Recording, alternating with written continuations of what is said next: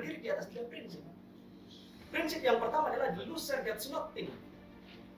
Itu yang karena menjadi pecundang selamanya siapa mereka masyarakat. Yang kedua, the winners takes all. Yang menang mendapatkan segalanya siapa mereka? Jaringan oligarki. Ada yang bertanya kepada saya, jaringan oligarki itu siapa? Jaringan oligarki itu membentuk 3 pihak. Pemerintah, DPR, dan bandar, investor.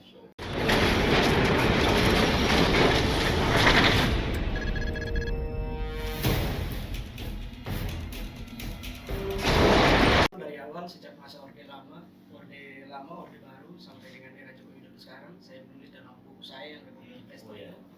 Di situ saya taruh catatan kecilnya, itu drama pembangunan ekonomi dari era Orde Lama sampai dengan Kabinet Indonesia Maju. Kenapa saya sebutkan seperti itu? Karena memang ekonomi pada aspek politiknya memang selalu diwarnai dengan kepura-puraan.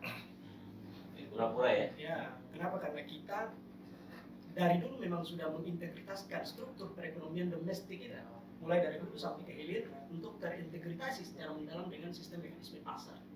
Sistem mekanisme pasar ini, itu basisnya adalah hukum ekonomi internasional.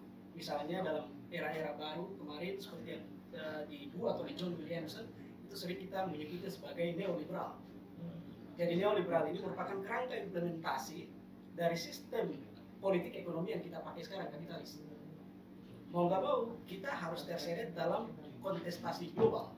Makanya kalau dalam bahasa saya dan Isan University itu saya sering menyebutnya bahwa Indonesia ini merupakan ekor dari connectivity world yang sedang berlangsung di tingkat global. Connectivity world itu memperhadapkan perang antar adidaya. Ya, ini blok barat dan blok timur. Gitu kan ya? Perang yang paling terbaru misalnya kita lihat kasus Ukraina. Kasus Ukraina rembesannya kemana-mana. Sekali Rusia kepukul, sekali Amerika Serikat kepukul, Indonesia kepukul berkali-kali. Makanya kita ibarat analoginya seperti ular. Mereka kepala, kita antara badan sampai ekor. Mereka sekali kepukul, kita kepukul berkali-kali. Misalnya sekarang seperti yang disebutkan tadi bahwa situasi perbankan di tingkat global sekarang memang sedang berada pada situasi abnormal yang luar biasa. Nah, itu bicara tentang sistem moneter global sekarang, Amerika Serikat meresponnya dengan menormalisasi kebijakan moneternya dia. Itu yang paling besar sepanjang 16 tahun terakhir. Dia menaikkan the Fed Fund Rate. Suku bunga kebijakannya sampai pada posisi 5,75%. Tujuannya untuk apa? Untuk menghambat investasi. Nah, dampaknya adalah dia membeli surat-surat utang pemerintah Amerika Serikat yang ada di pasar. Nah, uang itu diharapkan masuk dan berinvestasi kembali untuk menggairahkan posisi perekonomiannya dia. Tapi posisi pembelian obligasi itu tergantung dari imbal hasil quick yielding. Nah, investor global itu melihat bahwa di Amerika Serikat dalam situasi ekonomi yang lagi ambruk seperti itu, stagflasi, inflasi tinggi, maka imbal hasil investasinya itu rendah. Maka dia mencoba melarikan modal-modal itu ke seluruh Indonesia, ke seluruh negara-negara emerging market termasuk Indonesia. Tapi situasi sekarang berbalik. Ketika Amerika Serikat menaikkan suku bunga, dia sedang membuka sinyal untuk kemudian memanggil pulang modal-modal itu. Karena imbal hasil investasi dari surat-surat berharga pemerintah Amerika Serikat jadi naik. Nah, ketika naik, modal itu bergerak dari seluruh dunia termasuk emerging market, termasuk juga Indonesia. Dan pemerintah Indonesia berbangga diri. Di tengah situasi seperti itu, ekonomi kita baik-baik saja tuh. Itu dilihat dari struktur fundamental makro, mikro sampai pada posisi APBN kita. Meskipun dalam APBN itu ada beberapa hal yang saya mencatat yang memang tidak bagus. Misalnya sekarang pemerintah berbangga seperti yang disebutkan tadi, dalam beberapa sektor perdagangan itu melambat. Tapi kalau dihitung secara akumulasi kita surplus 4,3 miliar US dollar. Transaksi berjalan kita bagus 4,7 miliar US dollar. Neraca pembayaran kita bagus. Neraca pembayaran mulai perdagangan, transaksi berjalan, neraca pembayaran kita bagus. Naiknya adalah cadangan devisa kita bertambah dari Januari ke Februari itu 140,3 miliar US dollar. Dan itu menurut pemerintah cukup untuk menopang kegiatan eksternal perekonomian kita selama 6 bulan ke depan. 6 bulan ke depan. Enggak setahun ya, 6 bulan aja ya. 6 bulan, dan itu termasuk bagus kalau dalam standarnya itu termasuk bagus. Itu masih cukup untuk membayar impor dan utang luar negeri pemerintah selama 6 bulan ke depan. Nah, itu angka yang muncul secara kuantitatif. Tapi bagaimana efek koefisien elastisitasnya terhadap indikator kesejahteraan ekonomi masyarakat? Yang muncul adalah ketimpangan. Misalnya kita buka data BPS, ketimpangan kita 0,384. Ini udah melebihi standar aman yang ditetapkan oleh IMF dan World Bank, 0,20 sampai dengan 0,20 sampai dengan 0,30. Kita 0,384. Artinya itu timpang banget. Timpang ini menunjukkan bahwa distribusi kekayaan atas hasil dari kegiatan perekonomian itu memang nggak terrealisasi dengan baik. Dan tingkat ketimpangan itu juga sesungguhnya bisa dilihat dari kepemilikan dana pihak ketiga di perbankan sekarang. Jadi kalau dilihat berdasarkan data dari Otoritas Jasa Keuangan, jumlah rekening di perbankan sekarang itu 485,1 juta. Dengan total akumulasi kekayaan yang ada dalam keseluruhan rekening itu mencapai 7.677,9 triliun. Tapi ada hal yang menarik di sini, bahwa dari 485,1 juta jumlah rekening di perbankan itu, jumlah rekening dengan total tabungan 2 miliar ke atas itu jumlahnya di bawah 3%. Dia menguasai kekayaan sampai pada posisi 87%. Yang memiliki rekening itu hanya sekitar 3%-an gitu. Iya, yang jumlah tabungannya 2 miliar ke atas. Ya.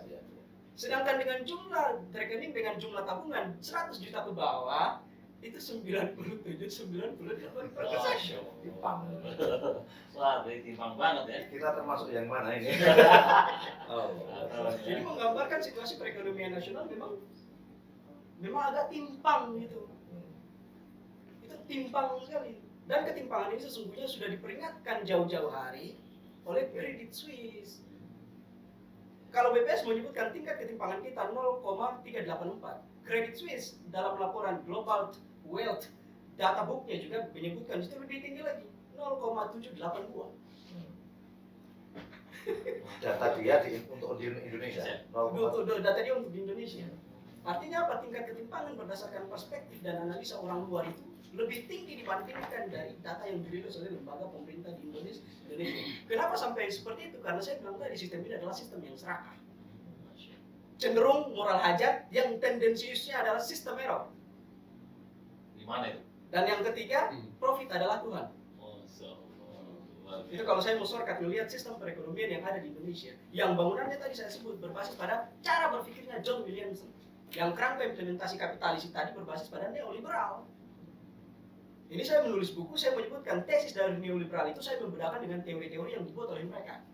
Teori-teori yang dibuat oleh mereka, prinsip dan premis yang menyusun teori neoliberal itu positif semua. Tapi saya enggak. Neoliberal itu berdiri di atas 3 prinsip. Prinsip yang pertama adalah the loser gets nothing. Itu yang kalah menjadi pecundang selamanya. Siapa mereka? Masyarakat. Masyarakat ya. Yang kedua, the winner takes all. Yang menang mendapatkan segalanya. Siapa mereka? Jaringan oligarki. Ada yang bertanya kepada saya, jaringan oligarki itu siapa? Jaringan oligarki itu membentuk 3 pihak. Pemerintah, DPR, dan bandar, investor. Yang selama kita pilih ya. Ya. Coba tadi. Pemerintah, DPR, dan bandar, investor. Makanya kita nggak kaget ketika kemarin orang sibuk dengan bagaimana caranya menyambut nuansa Ramadan, kita dikagetkan dengan keluarnya Undang-Undang 6 tahun 2023 tentang pengesahan Perpu 2 tahun 2023 tentang Undang-Undang Cipta Kerja. Nah tadi juga kalau nyambung bahasanya tadi dari Ustadz kita, bahwa kenapa sampai di masa musim panen raya kita tetap impor. Karena begini, masa panen raya tidak menjadi patokan bagi kita untuk kemudian menutup dan membuka keran impor. Kalau dalam bahasa Undang-Undang Pangan yang lama 8/2012, sumber ketersediaan pangan itu 2. Yang pertama produksi pangan lokal, yang kedua stok di Bulog. Tapi dalam Undang-Undang Cipta Kerja, klausula pasal 1 angka 7 itu Undang-Undang 18 tahun 2012 itu dirubah.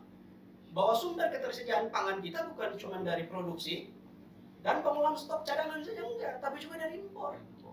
Jadi impor masalah satu itu juga ya. Makanya kewajiban impor itu tidak peduli lagi masa musim panen raya ataukah surplus beras, enggak. Wajib ya banyak. Kenapa? Karena ini merupakan wujud kekalahan pemerintah Indonesia dalam pengadilan Mahkamah Arbitrase Internasional ketika menghadapi gugatan Amerika Serikat di WTO. Diplomasi perdagangan global mengharuskan kita membuka keran. Iya kan, keran impor kan. Iya. Tapi Indonesia pernah menutup itu di zaman SBY. Akhirnya apa? Digugat, kalah. Dan hasil Jangan itu buka lagi harusnya. kalah. Dan itu diratifikasi masuk dalam Undang-Undang Cipta Kerja baru direalisasi sekarang. Dan prinsip yang ketiga dari neoliberal yang saya buat dalam buku saya itu saya menyebutkan survival of the fittest. Ini prinsip pertarungan dalam konteks pasar yang menjamin dan terus membuka kesempatan bagi 3 pihak. Pemerintah, DPR, dan bandar untuk bergerombol menurut kesamaan orientasi yang terus-terusan memperebutkan kekuasaan yang melahirkan kekayaan jangka panjang. Dalam bahasa kita mungkin kita sering menyebutnya sebagai demokrasi korporasi. Dalam bahasa saya menyebutnya sebagai republik investor. Pantes ya kalau minta dipanjang ya.